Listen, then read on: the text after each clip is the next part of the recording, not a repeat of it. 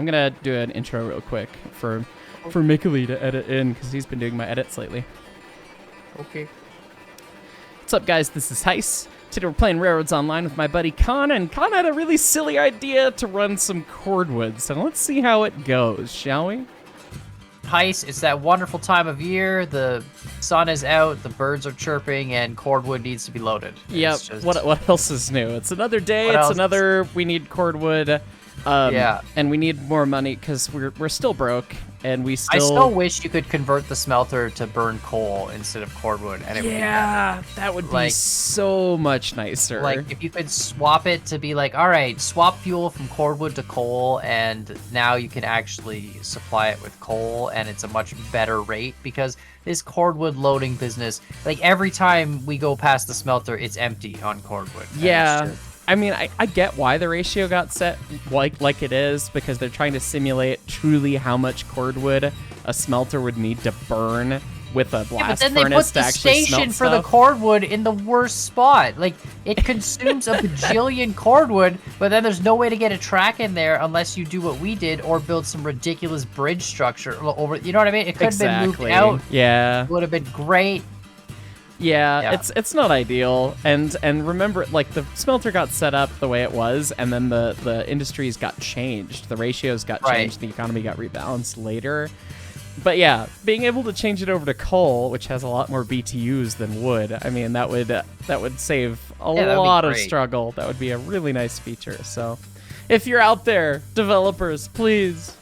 Well, the cordwood, after that though, there's nothing else cordwood would be used for then if you convert That's it to true. coal. I guess you would be done because You're literally your only purpose of cordwood is to make. We should honestly, what we should do. Okay, hear me out. We build a line, right, that just goes up and up and up to the maximum steel bridge height from here, right, Okay. and then just goes over the smelter at that height, right, Oh goodness. and then you just like drop the cordwood off this steel bridge from, like, 100 feet up. I And don't then even just- know if that would work, but that would be hilarious. It's a completely separate track from the original track, so you could just have your cordwood trains just doing constant loops without any, no effort at all. And Right, no interruptions, just there you go. And then yeah, this cordwood business is it's a fun business. Anyway, we're gonna do something fun today because we need to make cordwood exciting, because cordwood it is not exciting. yeah, to us. this is gonna be one that you don't try on your home railroad, folks. Don't try Yeah, this at so it's all downhill. So we're just gonna literally give it. entirely downhill from here. Yes, just send it. Yeah, it's got some flat sections, but that's fine. So we're just gonna kick it. We're gonna kick 9 cars, and then just ride them down And, the whole path. see if we cannot pee in a cup on the way down. Which Yeah, I mean, it should be easy. We can actually leave the engine here. Like, we can leave Zuma here. We'll just teleport back later and come pick her up. yeah. And then I brought the porter. I brought Betsy over to the smelter again, so Betsy can do the smelter stuff, and then I guess push the cars all the way back up the hill, and Zuma can come pick them up at the sawmill, and easy peasy lemon squeezy. We'll There be it is. good to go. Living large. Yeah, it's gonna be nice. Yeah. But Let's just dude, finish loading this nonsense. Dude, Betsy was like the champion for the coal mine line. That was surprising. Doing the math, and Yeah. it's like, wait a minute. How can Betsy outpull the Glenbrook? What? Is it? So I know, like, the gear trains have a better tractive effort just because they're so geared. You have a steam piston running a transmission that then gets geared down and blah blah blah. Did gear trains have multiple gears, or was it one gear ratio? Some early ones did. Most were only one ratio set by the bevel gears on the trucks usually. That was it. It was just like, this is what you get, and this is what you get. But early climaxes, like we have in the game, an earlier version of the climax actually had 2 speeds, but you couldn't shift on the fly because it was not as simple as clutch and everything. Like, yeah, okay. you'd have to move levers, change the gears out, and you had the low speed and high speed, but even high speed was not that speedy. So that'll do right there. Okay, I forgot that. Cordwood heavy. Zuma no air Zuma brake. don't stop. Bring him back a half. Yeah, Zuma don't stop very much. Okay, now that'll probably be fine. I'm full brake, bro. I'm just there we go. We'll stop eventually. It's fine. All right. Yeah, the So gear trains had like multi-speed, but it would be like a low and a high, and then you'd have to set it, and then that's you'd like, have to be stopped, take it apart, get the gear ratio set, and then continue. So if you were gonna run the climax up a hill, okay, well we'll stop at the bottom of the hill, change the gear ratio, go up. Right. Or if you're out, you finish and you get to the flat section, okay, well now we can change it out, put it in the high range. So there's actually surprisingly one of those locomotives still survives. For the Wild Goose Railroad, I believe is the name of it, up in... Is that a Canadian railroad? That sounds like a Canadian I think railroad. it's in Alaska, actually. But okay, that would be the second guess. It's either Canada or Alaska. Right. The Wild Goose Railroad, yeah. So yeah. I think it's the 313 is the road number, but it's a little itty-bitty Class A climax, and I mean, it looks like a shed on wheels that has an engine built on it somehow, but it's got 2 speeds, which is... very strange. Now, if you have a gear train, right, the cylinders are on the side, and they're usually aimed at like a V towards a center crankshaft. Well, that's what a Heisler does, yes, but the other gear trains are, each one's designed, they're all kind of designed stupidly, if you ask me, but yeah. The Heisler is like a V-twin, so it looks like a V engine, like a gas engine, but they're steam engines instead. Right.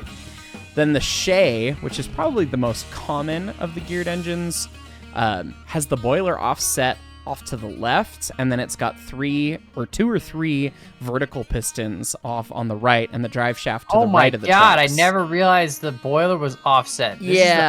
This thing is so gross. Yeah, that you start looking at Shays and you're like, wait, so you put all the weight on one side and you put all the kinematics on the other side? This is like NASCAR, it turns better to the left than the right. Yeah, actually, they actually had problems on certain railroads that were designed really, really with crazy curves that they could only have the Shays face one way because the U-joints would lock up if they went the other way around the curve. Oh my god, yeah, and all the cranks are on the one side. Okay. So I built an engine like this in Scrap Mechanic once, with the piston engine on the side. So I built a Shay. Good to know I built like the most terrible one ever. They're really not ideal.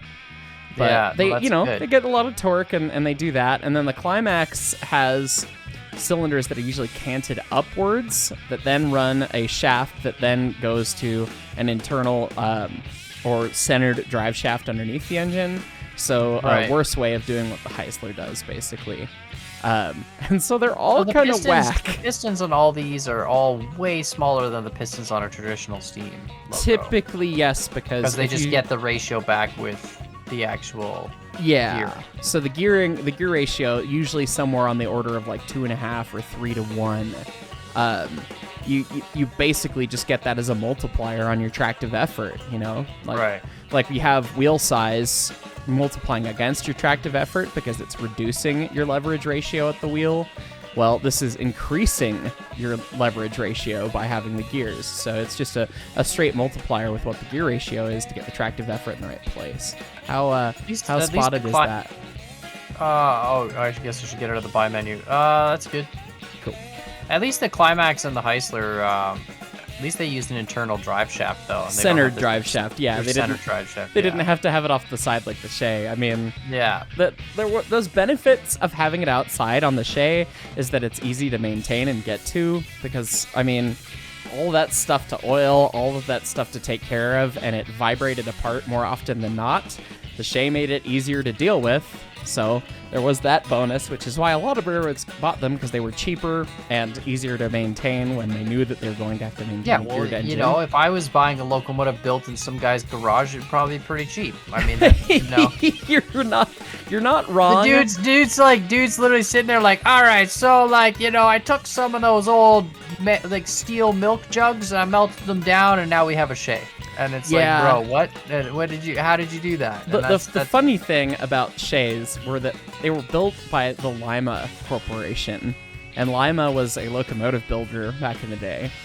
But they were built across the river from the true Lima plant. So Lima was well regarded and well renowned for making incredible superpower, very nice locomotives. Like they made some of the most modern. Like you're talking traditional steam engines, yeah, like Berkshires like big 280s or something. 284s, 484s. I mean, they built probably pretty much everything, but some of their super-powered big stuff is well regarded and well renowned as like some of the nicest manufactured locomotives all time. So I mean, it's like this is a really nice manufacturer. But they had the stepchild, manufacturing plant across the river from where they made the big ones, and they made Shays over there. It was so embarrassing for them; they had to put it across the river. That's like basic. Yeah, pretty much. All right, so there is a slight problem with using the Zuma for this. This is a slight, it has to be a slight, like this is the slightest hill, like it's like 0.5% or something. No, you got it has it though. to clear. It's fine. Just set it. You can stop now. It's fine. Oh, okay. Yeah, because it's like a 0.5% hill because it's got to clear like a little crest going this way. So that's the only unfortunate part. But it's good. We can go back to kick this and then. We're just gonna gravity will take over. Yeah, it'll be perfect. Yeah. Once we get to that hill, gravity will just do the thing. I hope we just need to make sure we have enough momentum to go through the whole sawmill. Yeah, and that's the biggest flat section. Yeah, the sawmill all the way to the smelter valley, like at the top of the hill there. And then after that, once we're on the 2%, like we'll be set for life. Yeah, that'll be nice and easy. That'll be more where the chance of P-cups happen is down that way. Up this way with, 0.5% grade and everything. It shouldn't be that bad, knocks on wood, maybe. All right, so geared engines in here, we have a limit. Obviously, we have a track limit of 10%. Right. At what point... First of all, if you make a cog railway, where you got like the gear teeth on the track, like the center gear teeth track, or I guess sometimes on the outside or whatever, was that something that you could just slap onto like a narrow gauge, or do they have their own gauge specifically for cog built engines? And then on top of that, at what point in time do they go, this is too steep without using a cog? So in the States, it's really interesting that the history with using cog railways and rack railroads instead. They were usually just a dedicated, yes, this is all going to be a cog railroad, and that's that. Like, the whole railroad is that way. And then you get a custom guy to build you a custom engine then? Like custom engines, everything set up like that. Like the cog engines we have at the museum, their wheels don't actually turn with the engine. The engine only powers the cog. So they have to run on a cog railroad. They can't run on any other railroad. Right, the wheels are just there to support the weight. Exactly. So, we're a little different in the States versus some places in Europe or in Switzerland. They have really crazy looking steam engines that have dual adhesion and rack engines. So it's got one steam engine mounted on top of the other engine so that they can power the wheels, the rack, or both. And they look bizarre because it's got like two sets of valve gear, two sets of pistons and everything. And it's like, there's too many rods on this thing. What the heck? That would be, you'd have to manage both throttles independently. Like that would be such a pain in the butt. Yeah, I don't honestly know how they operationally work. And there's still some that run. And I believe one of the viewers of my channel has commented that they're a fireman involved with one of those engines. So I'd love to you're on the chat him up a bit. Right I am, right? Yes. I am on the leading cordwood car here. Okay, yeah, no, I probably should save, but YOLO. we are moving now, so it's fine. So I guess I'll save anyway, just in case, because why not? Yeah, it's fine. Yeah, no, that's fine. Yeah, that'll be good. It's and fine. then I've got unpinned up here, so I'm gonna basically turn off the reg here, turn on the brake, and then very quickly try and jump onto the cordwood. Godspeed. Which I can probably turn off the reg now. We're scooting. We're doing a good 10, maybe 12. Yeah, there's going to be a lot of momentum with these cars because the weight buildup. They're heavy, yeah. So the problem is just this corner. Yeah, no, they are definitely slowing down on these corners. Once we get to the main track, it'll be a little bit. Got to get on that grade. We're gonna try and we gotta really roll as far as we can down this hill without any brakes and see. Yeah, we just gotta go no brake, I think, for the whole 1% and see what happens. Yeah. All right, I'm gonna literally just set the tender brake on this because then it'll eventually stop, and there we go. All right, and you're All right, on I'm also board. on the I'm on cordwood board. now. Zuma's stopping and de-rendering because it's so far away from me. Yeah, And, Zuma stopped. She's on the logging platform. And That's now, perfect. now we ride downhill and it's fine. Yeah, no, There's no brakes tied on this, right? Like we're yeah, not that I know of. I checked them all in the yard before we loaded up, so we Why should does it just feel like we're slow? It does feel like we're slow. This breaks off. Jumping okay. over cordwood. We didn't realize Yeah, this was that the worst, is the worst load to do this with. Yeah, cordwood's challenging. It feels like Oh, we are God. slowing down, but I wonder if that's literally just friction. It might literally just be friction. I don't know. I'm gonna. Check in all the brakes. Anytime that I jump off as a client, I start getting eaten by the cars if I try to get back on. Don't worry about it. Just man that front brake, 'cause that's gonna be the one that we're gonna use. I'm gonna be if the we front need to. brake boy. Yeah. No, it's literally there's no brakes. I think this is pretty shallow because it just clears that peak. It's not really much of a grade yet. Yeah, that's right. And then on this bridge, it starts to. And then go down, there's yeah. a lot of corners here, so it's really shallow grade. This is the slowest runaway train I've ever been a part of. Dude, we'll be fine though. It As was long as 9 cars. I'm I worried left we're it not at gonna 0. have enough speed. Like I'm worried we're gonna slow right down in the sawmill. You know. Yeah, we might have to bring up the Zuma and give us another kick. Well, we'll see what happens. It's fine. All right, so real life stuff. Longest gravity train that still exists or ever existed, or do they even run gravity trains, or are they just like, bro, you need an engine? Like, is it? I don't honestly know. I know I've heard of some gravity runs before. I've heard of some runs where they'll use a loaded car on the way down with a rope attached to it that goes around a big pulley or probably a big steel cable or chain or something to pull the empty car up to the mine on the second track so that they can use the weight of the loaded train car to just not need an engine. I've heard of things like that, but I don't know. And then what? You flip the loaded car from the empty track over to like you're basically like a chairlift. Yeah, basically like a chairlift, but with train cars. Yeah. I've got no clue. I don't honestly know. Work smarter, not harder. That's actually kind of smart. It is. Yeah, and it would be neat. They've got a special name, and I'm sure someone in the comments will get it. They had a specific name for that sort of railway. To your question on cog railway stuff, most of the cog stuff is standard gauge still, actually. Although I think the Mount Washington cog, I want to say someone said that it's one of the 2 cog railroads that exists and operates in the States that I'm aware of. I think they're actually like 4 foot 8 inch. They just chopped off the little half, and they're like, yeah, no, that's fine. Where were cog railways normally? Like obviously in the mountains, but like for what purpose? To get up to like a mine or something? Or like I don't know of any that were set up for an actual mining operation or anything. The one that's near me, the Manitou and Pikes Peak Railway, was built in the 1890s as a tourist railroad. Literally as a, hey, take the train to the top of the mountain, because Pikes Peak is a 14,000 a whole ton of money mountain.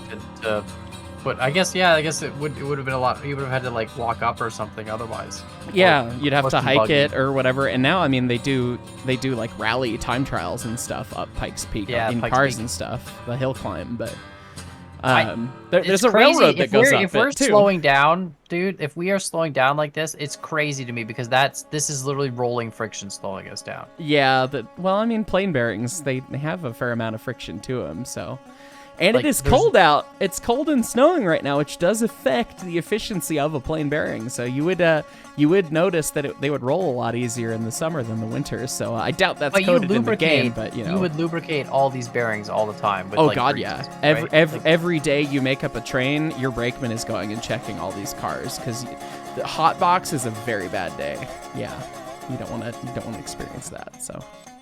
All right. I really hope we make this. It's just a slow ride. It's fine. So, speaking of dumb train slow rides, at my time at BNSF, one of the stupid things that we ended up having to do at the mechanical shop all the time is after we'd fixed all the trains, we'd have to put the engines together in a consist to get sent back to where they worked, because most of the engines we repaired were like little local switchers and stuff for different parts of the state and the Pacific Northwest. Right. And so we had these engines come from Pasco, Washington, where the big hump yard is in Washington State, that needed us to get them set up and sent back. And my coworker who assigned the locomotives to be set up in a certain way wasn't aware of the rules related to special hump locomotives leading trains. because they have a special plow on the front that's got extra clearance so that they can get up the grade of the hump without problems. And so they can't go faster than 10 miles an hour through grade crossings, because if they hit a car, they could suck the car underneath and run over it rather than push it out of the way. So legally, they can only go 10 miles an hour, and he built it that way with that engine on the lead. And it was a train that was due to depart out of the South Seattle yard, which was 10 miles south of our shop. So the hostlers showed up and asked if we had anything else we could put on top of it to, lead the train out. It's like, well, no. I mean, we could rebuild the consist and retest it. And he goes, well, by the time you do that, we'd be there anyways. So I guess we're just going to go do it. So they highballed out the yard doing 10 mile an hour and had to putt down the main line. Just to go 10 miles. 10 miles at 10 miles an hour. So it took him an hour to get across town. That's unfortunate. Just like, come on, guys. But Speaking of slow rides, this is not working. Yeah. I can't believe this doesn't make it. That's I guess we just go. Hold on a minute. There's a solution here. Hold on. I guess we need to push that much further. That is insane, dude. It's still a significant distance. So the rolling friction in Railroads Online is actually... That's 1%, like most of the way down there. So it's not, you don't build up enough speed at 1%. No. That's actually kind of good to know. It means we could really just like full reg it down this hill, and that should be fine. Yeah, did you teleport back to go get the Zoomy boy? Yeah, Zoomy boy's just gonna go full reverse. I'm gonna give you a little bit of a shove until we get to the 2%, and then beautiful. And then we should be good to gravity. And then we should be good to go. Yeah. That's crazy, dude. That's actually crazy that this line has got that much friction. It is surprising, and it's honestly probably pretty accurate, because the friction bearings, plane bearings, I'm not a Timken shill.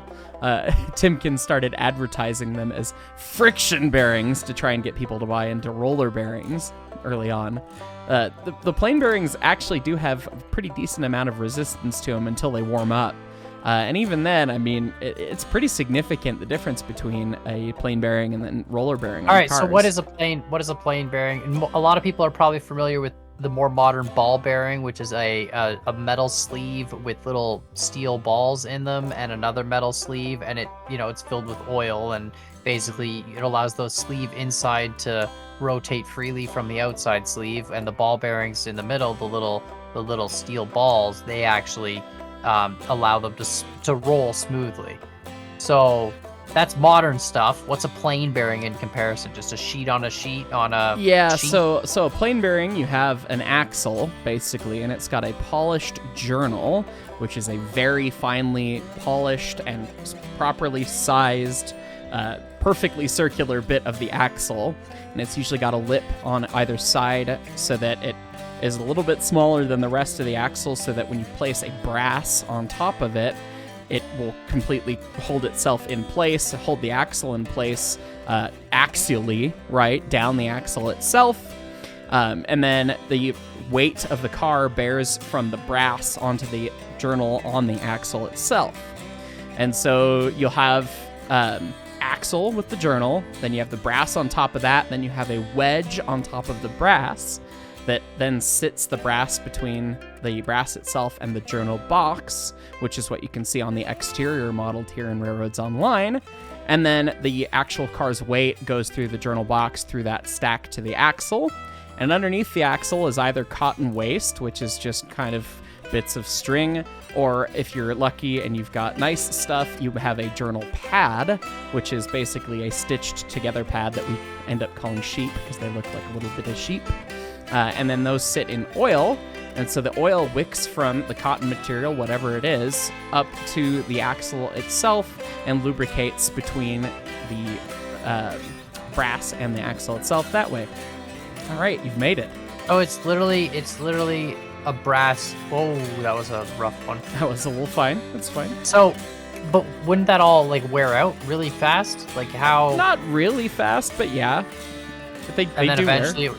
Like you'd have axles that are smaller than the sheath, or I guess the sheath would wear out before the axle. Well, so the brass is what wears out, because the brass is usually either brass or they get built back up with Babbitt, and Babbitt is like a really, really, really soft but really easy to form and contour, and it's really good for wear components, and then you can re-pour bab it and reshape it. So the brass is designed to wear out before the axle, because the axle is still a pretty hard steel, really. Right. And so ultimately you'll end up needing to change the brasses and things like that, and get things cleaned up that way. And so you do end up wearing axles out too, or you might have to retrue a journal as well. But lots more maintenance than just changing a roller bearing, of course, which is basically as you described. Although usually train cars and train applications use tapered roller bearings instead of ball bearing ones. So it's a conic section of basically a cylinder, so that it also holds the alignment and the thrust of the axle itself in place both ways when you get the roller bearing in the truck frame. Yeah, amazing how much effort we have to put in to make stuff spin. Yeah, it's kind of surprising, and really spinning is not a real natural thing in nature. There's a reason animals don't have wheels. There is some kind of, like, someone in the comments will know what it is, I'm sure. There's some kind of like microscopic organism that does have basically a wheel that I recall learning about in bio a million years ago. But that's like the only spinning, from nature. Yeah. Not to panic you or anything, but we are picking up speed. Beautiful. And I can't seem to get back on the cordwood cars. So that's fine. You can like just I'm run on after one us. now, but I can't seem to go forward any. I can see that you're. Yeah, that's fine. Yeah. So I'm just gonna hang out here. I'm gonna tie this first brake. That might be a good idea. We're scooting there is now. a flat section, remember, though, before the big arcing bridge, so we got to make sure we have the speed to clear that. I'm going to kick the brake off then, because we're not going spicy fast. Send a brake, so hopefully she's not following us down the hill. It doesn't look like she is, so it should be fine. Yeah, we'll be okay. It's fine.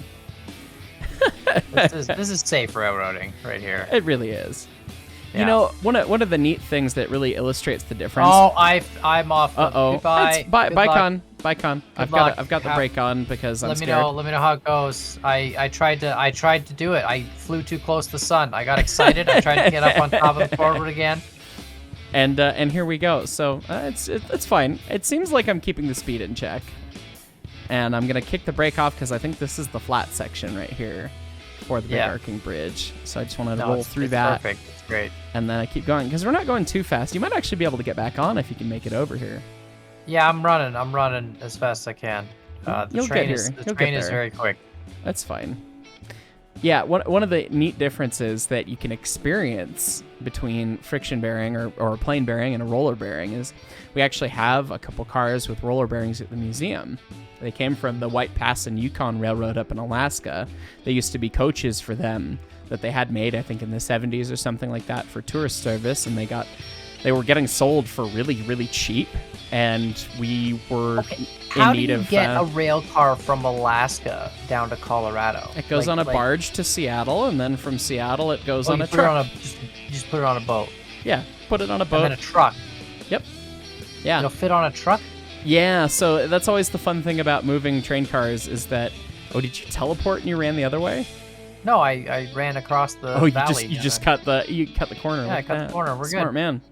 Yeah, no, there's actually lots of special heavy-duty semis designed to haul train cars and locomotives and things, and there's actually a bit of an industry about doing that and moving train cars like that. So that definitely. And they crane them onto the truck, or sometimes, yeah. Sometimes they'll use two cranes. Sometimes they will just roll the car on and roll it off, and they'll have track built into the truck bed. Or sometimes they've got low boys that back up and park and have like a ramp built into the truck.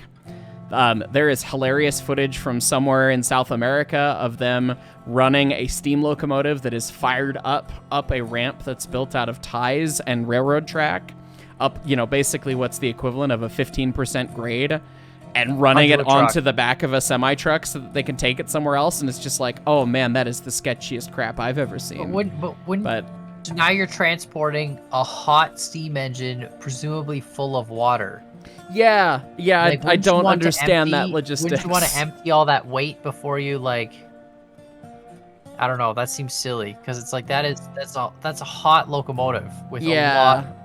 Yeah, I would assume that would make more sense. Maybe they got just like used it to load it that way, so that's the only way they had to load it, and then they let it cool and drain it or something. I don't know, but definitely an interesting thing for sure. It really feels like we have brakes tied. This is unbelievable, the rolling friction on this. Yeah. So what the point I was getting to earlier was, 2 people can push one of the 40,000-pound coaches with roller bearings. You could just push 2 it. people. 2 people. That's it. And you would be hard pressed to have an army of people get a plane bearing car moving. Like, they are very, very, very resistive to start moving. Once they get moving, you get kinetic friction between the journal and then the brass itself. So then it's easier to keep it moving, but getting it started, Yeah, static friction. Static friction. Yeah. Yeah.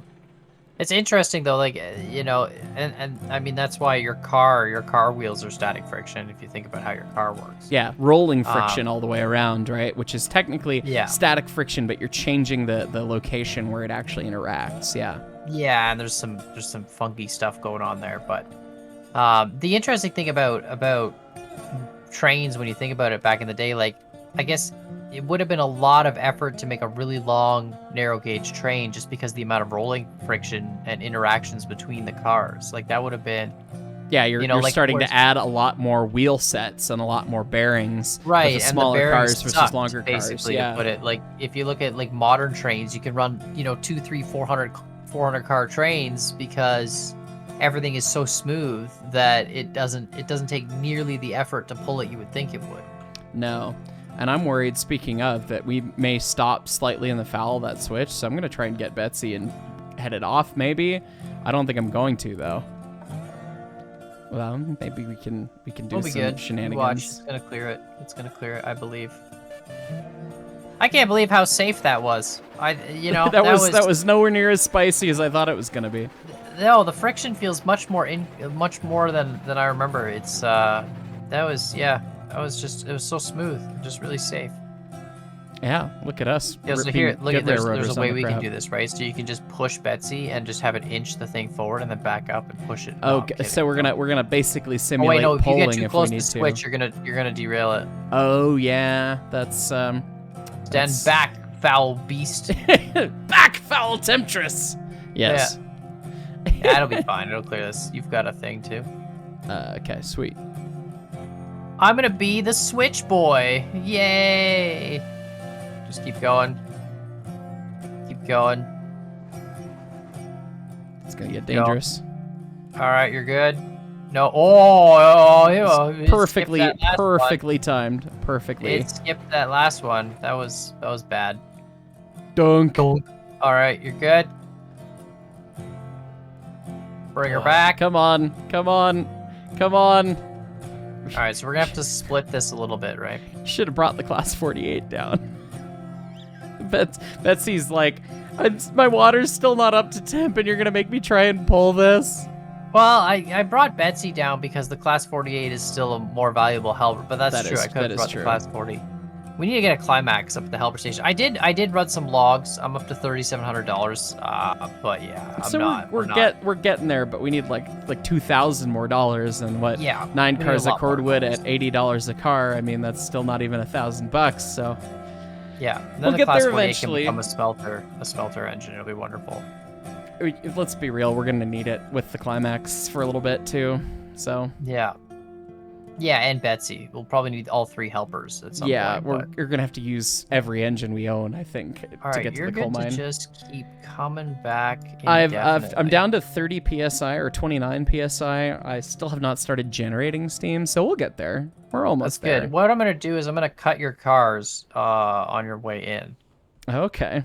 and then you can just keep going back with 3, and then I'll have you push the empties out a different lane, so we'll reassemble the empty train in one lane as we pull out the full.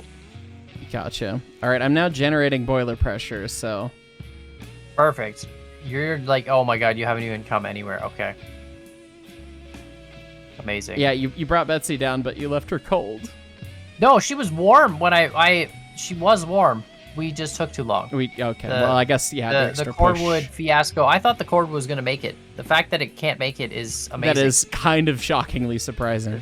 that's really bad. Yeah, you almost know, need to make a line that goes up from the logging camp and then goes down at a sharper angle, and then meets the smelter line above the valley. You know, that would work probably pretty well. Yeah.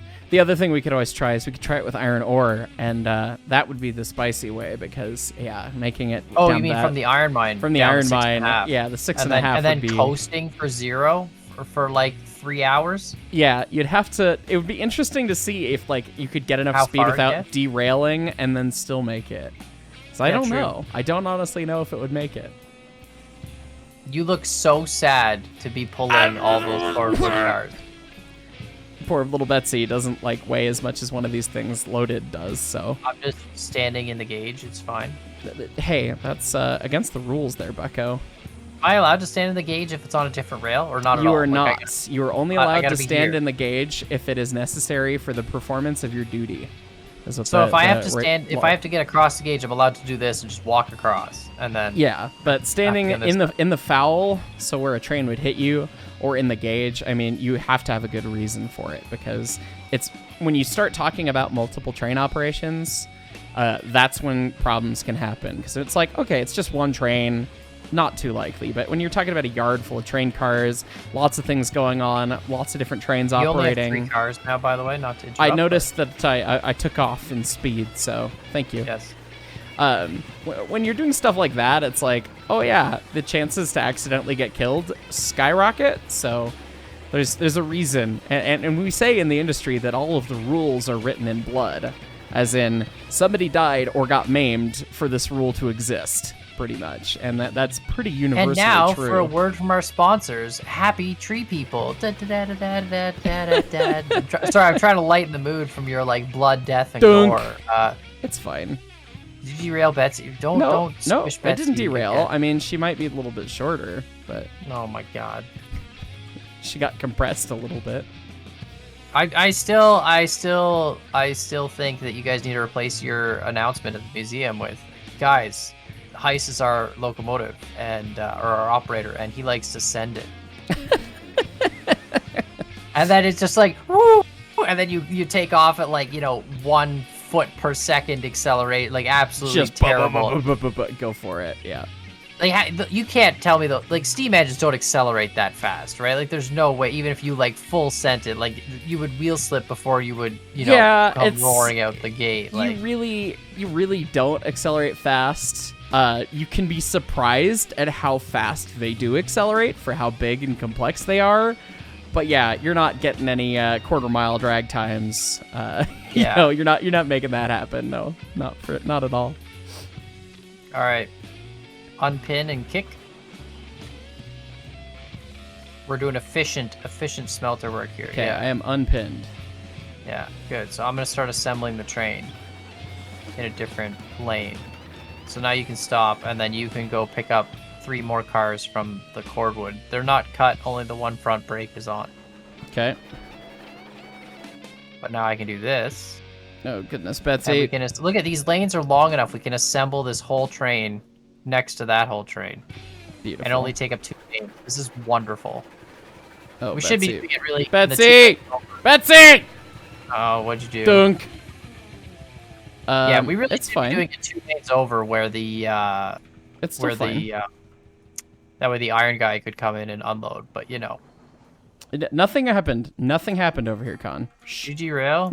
No. The train is on the track, and I did not use the re-railing tool. You cannot prove anything otherwise. Dunk. You can't dunk as hard as you used to be able to. You know that, right? Like things have changed on the railroad. I like the spicy dunks, okay? You used to be able to dunk harder, and now you can't. So yeah, you can't do the big dunks. Oh, you gotta watch out. On the real railroad, you can only do a 4-mile-an-hour dunk. Anything more than a 4-mile-an-hour dunk is bad. Do cars have some sort of a cushion on that? Like I know passenger cars have big, like spring-loaded or air. I don't know what they are, air-powered or spring-loaded, like big freaking cushions, like the. Yeah. So the draft gear, which is the fancy term for thing that connects the coupler to the car, right. in most modern cars has some sort of cushioning, be it mechanical springs. or some are air cushioned and some are hydraulically cushioned. It just depends on the railroad, the type of car, the country, and all that sort of stuff. But all sorts of those systems have been developed, because when you're talking about running, 15, 16, 20,000 foot long trains, if you don't have that cushioning and you take up the slack too fast, you'd be breaking stuff left and right. So you need to damp that a little bit the best you can. And so that's definitely something that almost every train car has. Dunk. Dunk. Dunk. Dunk. So, spoilers for future content on my channel. We just filmed a new set of the 3/4 of an Idiot podcast, or game show, where we, me and the Railroad Buddies, get in the shop and play some Tom Scott style game show stuff, talking about railroad content and things. One of the things that came up this go around was we're playing two of These People Are Lying, where they give me a stack of cards and I have to figure out who's lying and who's telling the truth about the card. And the name on the car was just Woofer Dunk. And I go, is that the sound I make in Railroads Online when I couple into stuff? Like, what the hell is this? What is a Woofer Dunk? So you need to. Okay, so here's what you got to do. You gotta go to the yard and record a bunch of the times where you guys are just shunting cars around and switching cars, right? Okay. And then you gotta go over it and you gotta record the point where two cars couple together, like that exact moment, right, where they hit, and then you gotta voice over the entire thing with dunk, dunk. Yeah. Dunk. That would be different dunks. Dunk, dunk, dunk, dunk. Yeah, that'd be worthy. That's your next video idea. Don't worry about it. One of my dumb things that I want to do for an April Fool's video is Deerell Valley has all the custom sounds and stuff, and I just want to replace every sound in the game with me making the sounds. Oh, perfect. Just all of them. That would be so much effort to go. You got to record everything. Sound. It would be so much work, but it would be so shitposty and so worth it. It'd be so fun. Chuff, chuff, chuff, chuff, chuff, chuff, chuff, chuff, chuff, chuff, chuff, chuff, chuff. Dunk. The whistle's just you gotta have the rail screeching, like screech. Spicy, spicy, spicy, spicy, spicy. As you start to get close to derailing. Yeah. That would be so much effort. It would be great. Just the highest effort of stupidity, which, that's what I'm here for. that's the whole fun in the video game and online railroad stuff, is just like, okay. All right, slow down. You're gonna dunk too hard. You're gonna dunk too hard. Don't dunk too hard. Dunk. It wasn't too hard. Oh my god. So you can see all the cars shudder when you dunk. It's fine. It's just compressing things. They're made out of wood. They'll take all right, I'm up to $4,200. How much do we need for a big boy locomotive? $5,650, I think.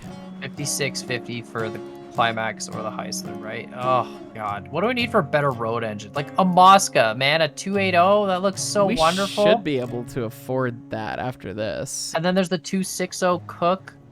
And the 280 Love the 260 Cook. And then the 280 Cook, which, oh my god, it's basically like the same. Oh, it's just a little bit better tractive effort. Yeah. Well, Class 70 is the best tractive effort of the road engines. We need a Class 70, really. Like, what are we even doing? We do. Class 70, that's one of my babes. Obviously, it's no longer a Class 70. It's been a C19. Did you join my company before you uploaded? I did. Okay. Just making sure. Yep. We gotta get you this are cash you are the going. money mans, not me. Well, this wasn't enough cash, Ice. Well, I'm sorry, Con. I'm sorry. All right, so you're just gonna push with Betsy through. Okay. And then just keep going, and we'll just have Betsy bring it back up to the freight depot, I guess. Yeah, why not? It's good to get the old girl out. She can do Dunk. it. It's fine. Yeah, so we need more money. The good news is we had iron here. So how much iron do we still have? We still have 12 iron producing. So this is gonna make a bunch of stuff. I'm gonna go check real quick while you just remember. There's the front brake on the very furthest brake on that cordwood thing is tied. Okay. I'm just gonna look. We got a lot of rails, man. I think we're doing rails is good money, man. We got 82 rails right so now. We can run 8 cars of rails. Just take run 8 cars of rails, and we got 47 raw iron. Yeah, we could. So, we just need to make money. We just need to run that stuff to the freight depot. Yeah, we could run if we ran 8 cars of rails. that would probably make us enough to then get to the next point, the climax point, and then we can go get more iron stuff. We got to deliver more wood to the iron mine. I think I've got double links. But if we have a climax, actually, we could then get more stake flats and then do bigger delivery trains to the iron mine. Yeah, that'd be good. Which would make us more iron, which would make us more cordwood, which would make us more... You completely missed this. Good job. Yeah, no, it's double linked, so I couldn't. Oh, I see. Get Got it you. pinned. I got you. Done. No problem. Let's go. Full speed ahead. Full speed ahead. But yeah, I think that's all we need to do, man. We just need to, we just need to... I turned your brake off, by the way. We need to get climax and then profit. Get climax and then run bigger iron trains and then make more iron and then get more cordwood and then do more cordwood and then more cordwood. And then cordwood and then for a change of possibly pace, more cordwood. cordwood. Yeah. Because you'll note that we're pretty much out of cordwood already, despite having we're already out of cordwood. Delivering a full train. We didn't even consume the remainder of the iron. That's ridiculous. It's fine. It's fine. It's fine. Yeah, we're out of cordwood before we even get the cordwood here. We could honestly bring a train that's double the length of this, like 18 cars of 18 cordwood. car cordwood train, because we want to play Clicking on Crane Simulator 1895. I mean, yes, that's basically what it would be. Yes. Yeah, welcome to our Railroads Online multiplayer session, where But don't today worry, it'll be good. We can recruit. We can recruit our first position for the railroad. What are you gonna do? You are the designated cordwood loader guy. Yeah. Your entire job is just clicking and loading cordwood. We will bring you cordwood cars. We will take the cordwood cars away, and you just have to click and move them. Continue to load them. Yes. Continue to load all 18 cordwood cars. The beatings will continue until morale improves. Yeah, that'd be great. That would be the whole job. Yeah. That is the reality of it at the moment. I really hope they update the cranes. Like, that would make the game... Cranes need upgrading for sure. Yeah, something. Yeah. Updates, upgrades, automatic operations. I don't care. Just make it so I don't have to sit there and wait every 10 seconds to click. Like, come on. Yeah, I feel like at some point in time we're gonna have to build a completely unrealistic cordwood line. That would be fun. Just send it down 10% or something. All right, well, we are going to eventually run into Zuma. Yeah, we'll have to figure out where she is, huh? She's somewhere on this line. And then I guess we'll bring them both back to the freight depot. Yeah, may as well. We can tow Betsy back down again sometime. It's amazing to me that Betsy is like the tiniest little engine and just doesn't even care about 9 cars. Like, just... She's I mean, they're empty, I get it, but like, still. Yeah, at the end of the day, yes, it's a little 8-ton porter and it's a little steam engine, but it's still a locomotive. Like, it is a train, you know? So. Yeah. But yeah, let us know what you guys think in the comments down below. This is the most exciting adventure we've ever had, I think. The cordwood is just right up there in terms of things that I wanted to do today. Load cordwood was just top of the list. You know, you gotta keep the railroad running. Not all the jobs on the railroad are glamorous. Sometimes you gotta scoop out the pit. Sometimes you gotta click on cranes.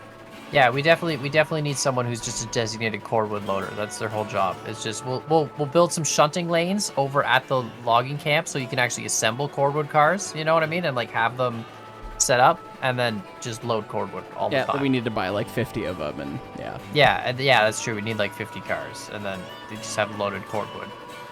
It's amazing. This is the only industry that takes cordwood, and it needs so much of it, like all the time. But anyway, yeah, thanks for watching, guys. Everyone, like, subscribe, check out Heis's channel, and we're just gonna go back to the freight depot. We'll see y'all next time. See y'all next time. Bye. Bye.